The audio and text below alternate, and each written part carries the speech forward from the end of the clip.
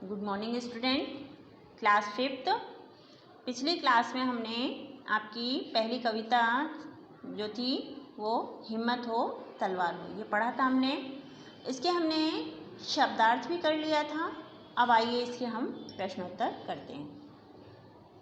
कविता में कवि किसका आवाहन कर रहा है? फिर से देखेंगे प्रश्न इसका। कविता में कवि किसका आवाहन कर रहा है? उत्तर देखिए। कविता में कवि देश के नवयुवकों का आवाहन कर रहा है। कविता में कवि देश के नवयुवकों का आवाहन कर रहा है। ठीक है। प्रश्न नंबर 2, हिम्मत और तलवार कौन है? हिम्मत और तलवार कौन है? इसका उत्तर देखिए। हिम्मत और तलवार देश के नवयुवक हैं। हिम्मत और तलवार देश के नवयुवक हैं। तो ये प्रश्नोत्तर आप अपनी कॉपी में करेंगे। इसके आगे के प्रश्नोत्तर देखते हैं हम।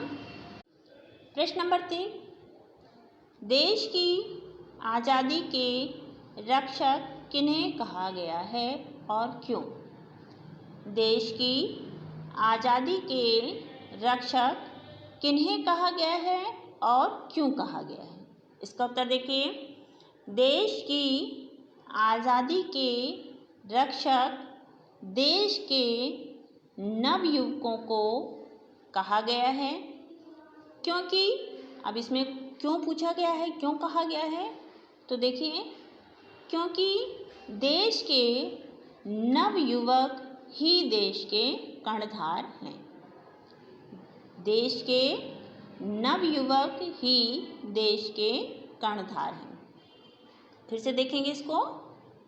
देश की आज़ादी के रक्षक देश के नवयुवकों को कहा गया है क्योंकि देश के नवयुवक ही देश के कर्णधार हैं। अगला 4 नंबर, कवि देश के नवयुवकों से क्या चाहता है? कवि देश के नवयुवकों से क्या चाहता है? आगे देखेंगे इसका आंसर।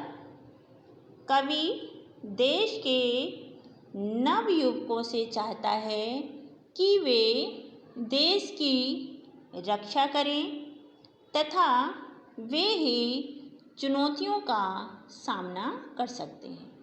ठीक है। देश के नवयुवकों से कवि क्या चाह रहा है? कवि देश के नवयुवकों से चाहता है कि वे देश की क्या करें? रक्षा करें तथा चुनौतियों का सामना कौन कर सकता है? नवयुवक ही कर सकता है। तो ये हमने आपको समझा दिया है। आपको इसी तरह से लिखना है। प्रश्न नंबर 5, इस कविता का भावार्थ 5-6 पंक्तियों में लिखिए। तो ये आपको ये वाला प्रश्न नहीं करना है, इसलिए इसे हम क्रॉस कर देते हैं, गलत कर देते हैं। इसको हमें नहीं लिखना है। आगे समझ में? चलिए आगे देखते हैं हम इसके सही विकल्प।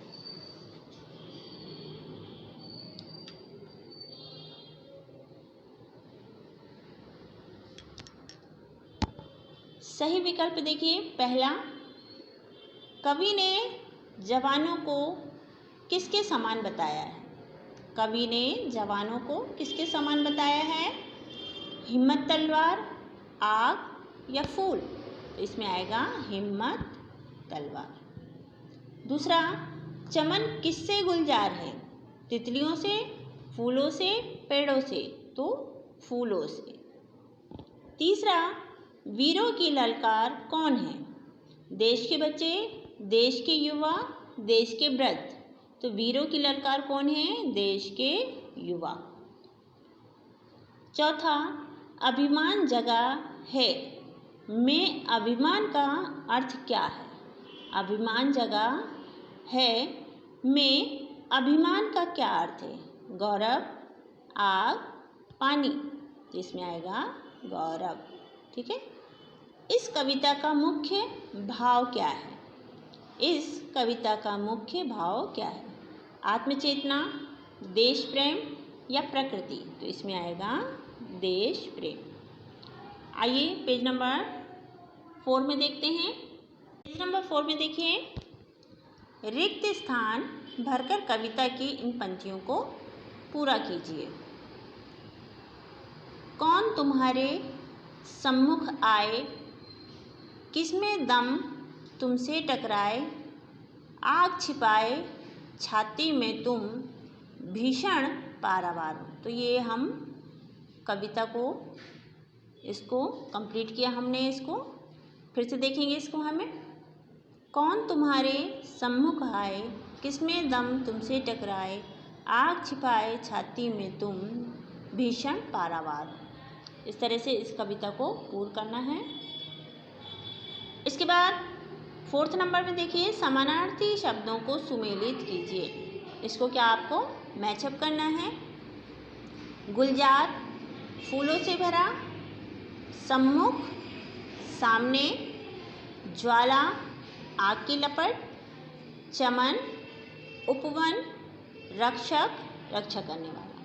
तो इसमें नंबर डालेंगे हम 3, 5, 2, 1, 4। ओके।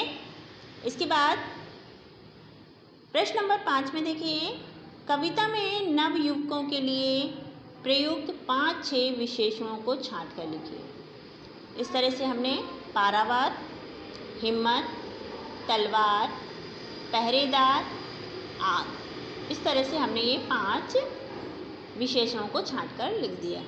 इसके बाद आगे देखिए, वाक्यांशों के लिए एक शब्द लिखना है आपको। जो राह कठिन हो उसको हम कहते हैं दुर्लभ। मीठा बोलने वाला, मृदुभाषी, जिसमें रस हो वो होता है सरस, जो सबको प्रिय हो वो होता है सर्वप्रिय। क्या होता है? सर्वप्रिय। देखो आपको दिख नहीं रहा होगा तो मैं बोल देती हूँ, आप लिख लेंगे, सर्वप्रिय।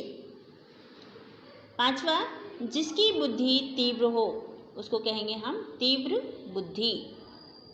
जो विष से भरा हो उसे कहते हैं विषैला। क्या कहते हैं? विषैला। आगे देखें, विलोम शब्द देखते हैं। सम्मुख, विमुख, हिम्मती, डर, मान, अपमान, रक्षक, भक्षक, भीषण, सौम्य, सुख, दुख। तो इस तरह से आपका ये कंप्लीट हुआ। आगे देखते हैं पेज नंबर 5 में। प्रश्न नंबर इसमें 3 देखिए, एक एक अक्षर लगाकर 2-2 शब्द बनाइए। देखिए ये आपको यहाँ से ता, ला, वा और यहाँ से दिखा है पा, हा, रे, दा। तो दोनों के बीच में हमने रा लगा दिया तो यहाँ से ये बन गया पहरेदार और यहाँ से बन गया तलवार। ठीक है।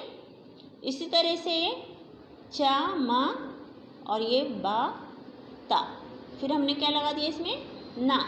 तो यहाँ से बन गया ये वतन और यहाँ से बन गया चमन। इसी तरह से हमने इसमें रा लगा के जागरण बना दिया और यहाँ से सौरभ। ये आपको सब अपना बुक में ही करना है, कॉपी में कुछ भी नहीं करना है, सिर्फ प्रश्नों के उत्तर ही करने हैं। आगे देखिए, ठीक उत्तर पर गोला लगाइए।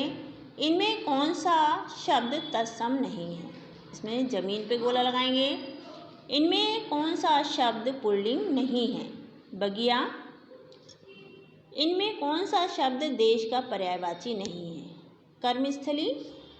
जो रक्षा करता है उसे क्या कहते हैं? रक्षक। और लास्ट से आपका अनोखों का विलोमार्थी शब्द इनमें से कौन सा है? अनोखा का विलोमार्थी शब्द इनमें से कौन सा है? तो वो होगा सामान्य। तो ये आपका कंप्लीट हो गया है और जब अगली क्लास करेंगे तो हम अगला चैप्टर पढ़ेंगे। ठीक है।